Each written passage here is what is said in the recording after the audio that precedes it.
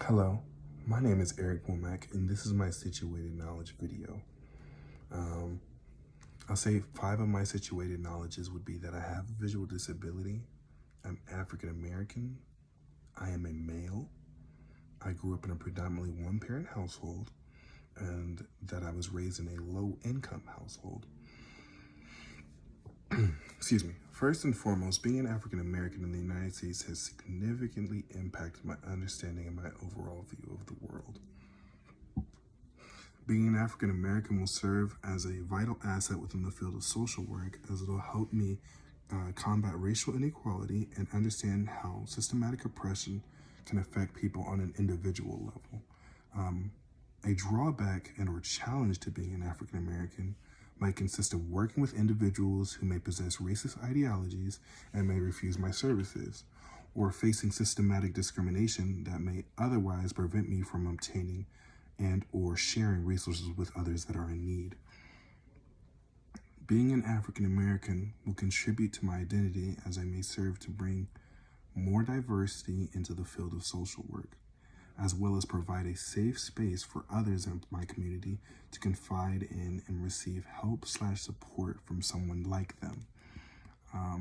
Another vital aspect of my situated knowledge would be that I have a visual disability. Unfortunately, I was born blind. Even after a few unsuccessful laser eye surgeries, I was still unable to see.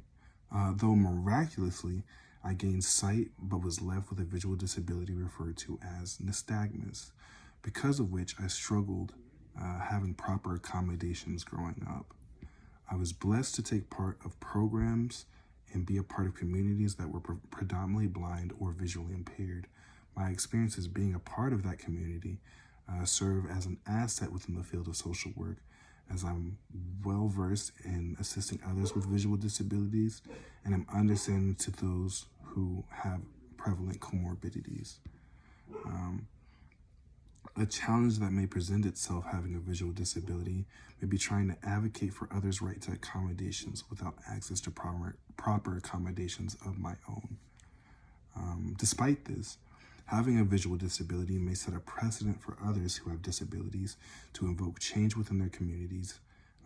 Having a disability will benefit my professional identity, given that I'll be able to foster self-efficacy within those who are disabled and give a voice to those who don't or are otherwise underrepresented within their communities. I'm also a male, which is a notable asset within the field of social work. Though this isn't anything too spectacular, it'll allow me to share my experiences and my journey to manhood with other young or old men struggling with their masculinity or responsibilities as a man. Being a man comes with its own unique set of challenges, an example being women who may have experienced unpleasant experiences or trauma with men previously, as they may not want to be served by me. However, being a male within the field of social work can contribute to my professional identity, as it can help me teach others healthy forms of masculinity and provide a safe space for men and women to share their experiences. I grew up in a predominantly one-parent household, and though I'm not a parent myself, I'm able to understand the impact that divorce and having only one parent can have on a child. This is an asset, a very valuable asset, when working with vulnerable populations. A drawback to this is that I never got to experience having both parents in a household for a long period of time, and I'm uneducated on the experience and how having both parents present is beneficial in the grand scheme of things. Comparatively, I feel that growing up in a one-parent household and experiencing the effects of divorce from a young age will contribute to my professional identity, seeing as that I've experienced this hardship. I can provide comfort and an empathic understanding to both children and parents who have recently been divorced or are undergoing this transition.